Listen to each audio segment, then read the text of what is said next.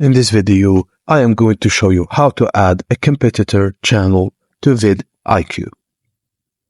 On your browser where the VidIQ extension is installed, or on the website of VidIQ, which you can find the link in the description of this video. Click on the VidIQ button. This button usually located on the browser, or you can use the website.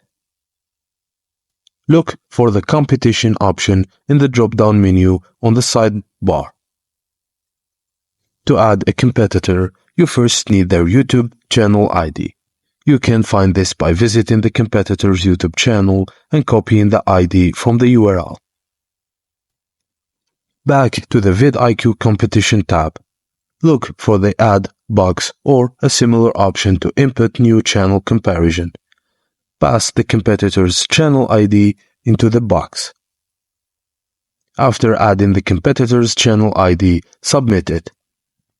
VidIQ will then load the comparison metrics between your channel and the added competitor's channel. Focus on the view per hour metric, among others, to gauge on how your content's performance stacks up against your competitors. And that's it, guys. Thank you for watching, and please don't forget to like and subscribe for more.